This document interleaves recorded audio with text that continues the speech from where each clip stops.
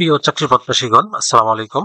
দীর্ঘদিন পর স্বাস্থ্য ও পরিবার কল্যাণ মন্ত্রণালয় স্বাস্থ্য বিভাগে একটি সরকারি চাকরির বিশাল নিয়োগ বিজ্ঞপ্তি প্রকাশিত হয়েছে। এখানে কিন্তু আপনারা বাংলাদেশের প্রত্যেকটি জেলা থেকে নারী এবং পুরুষ উভয় প্রার্থীগণ এসএসসি, এইচএসসি ও অনার্স বা মাস্টার্স পাশে আবেদন করতে পারবেন। তো আবেদন শুরু কবে, শেষ কবে, কিভাবে আবেদনটি করতে হবে, কোন পদে আবেদন করতে কত টাকা লাগবে, কোন পদে আবেদন করতে কি কি যোগ্যতা লাগবে, সবকিছুই এই ভিডিওটিতে বিস্তারিত আলোচনা করব। আশা করি ধৈর্য সহকারে ভিডিওটি দেখবেন। তার আগে আপনাদের কাছে ছোট্ট একটি রিকোয়েস্ট থাকবে, আপনারা যারা এখনো অ্যাম্বিশন জব পয়েন্ট ইউটিউব চ্যানেলটি সাবস্ক্রাইব করেনি তারা চ্যানেলটি সাবস্ক্রাইব করে পাশে থাকা বেল আইকনটি প্রেস করে রাখেন। এতে পরবর্তীতে যে কোনো চাকরির আপডেট সার্কুলার প্রকাশিত হওয়ার সাথে সাথে নোটিফিকেশনে জানতে পারবেন। ভিউয়ার্স, এই সার্কুলারটিতে সর্বমোট 15টি ক্যাটাগরিতে লোক নিয়োগ করা হবে। অফিস সহায়ক পদে 2 জন লোক নিয়োগ করা হবে।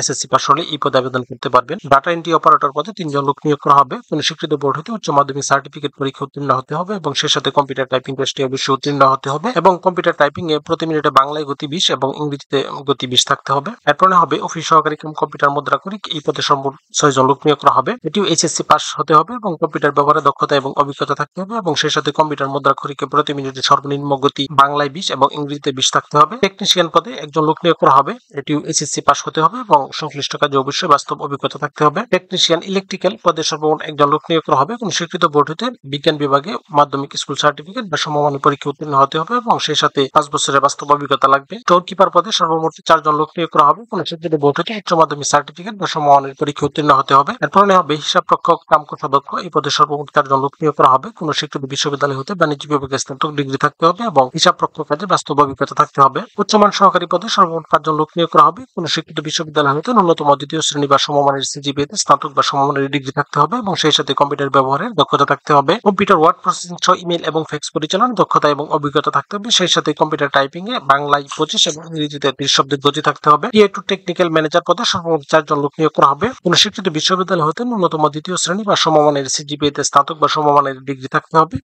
সেই সাথে কম্পিউটার ব্যবহারের দক্ষতা এবং অভিজ্ঞতা থাকতে হবে এবং একই সাথে কম্পিউটার সার্টিফিকেটে ইংরেজিতে গতি 70 এবং বাংলায় 45 থাকতে হবে। এর পাশাপাশি কম্পিউটার মুদ্রাক্ষরে সর্বনিম্ন গতি বাংলায় 25 এবং ইংরেজিতে 30 থাকতে হবে। টিএ2 চিফ টেকনিক্যাল ম্যানেজার এই পদে সর্বমোট একজন লোক নিয়োগ করা হবে। এটিও স্নাতক পাস লাগবে এবং কম্পিউটার এবং সার্টিফিকেটে দক্ষতা এবং অভিজ্ঞতা থাকতে হবে। সিনিয়র টেকনিশিয়ান পদে সর্বমোট একজন লোক নিয়োগ করা হবে। কোন স্বীকৃত বোর্ড হইতে পেইন্টিং বা সমরূপ ট্রেডে উচ্চ মাধ্যমিক সার্টিফিকেট পরীক্ষায় উত্তীর্ণ সহ সংশ্লিষ্ট ক্ষেত্রে 5 বছরের বাস্তব অভিজ্ঞতা লাগবে। সিনিয়র টেকনিশিয়ান মেশিনিস্ট পদে একজন লোক নিয়োগ করা হবে। কোন স্বীকৃত বোর্ড হইতে machine tools operation and maintenance পদে সর্বমোট 5 বছরের অভিজ্ঞতা থাকতে হবে। কোন স্বীকৃত বোর্ড হইতে electronics control and communication computer operation and maintenance পদে সর্বমোট 5 বছর বাস্তব অভিজ্ঞতা থাকতে হবে। সিনিয়র টেকনিশিয়ান পদে সর্বমোট একজন লোক নিয়োগ করা হবে। কোন স্বীকৃত বোর্ড হইতে electric works and maintenance computer operation and maintenance বা সমরূপ ট্রেডে উচ্চ মাধ্যমিক সার্টিফিকেট পরীক্ষা উত্তীর্ণ হতে হবে এবং সংশ্লিষ্ট কাজে 5 বছরের বাস্তব অভিজ্ঞতা থাকতে হবে। কম্পিউটার অপারেটর পদে একজন লোক নিয়োগ করা হবে। কোন স্বীকৃত বিশ্ববিদ্যালয় হতে বিজ্ঞান বিভাগে স্নাতক বা সমমানের ডিগ্রি থাকতে হবে এবং সেই সাথে কম্পিউটার মুদ্রাক্ষরে প্রতি মিনিটে বাংলায় গতি 25 এবং ইংরেজিতে 30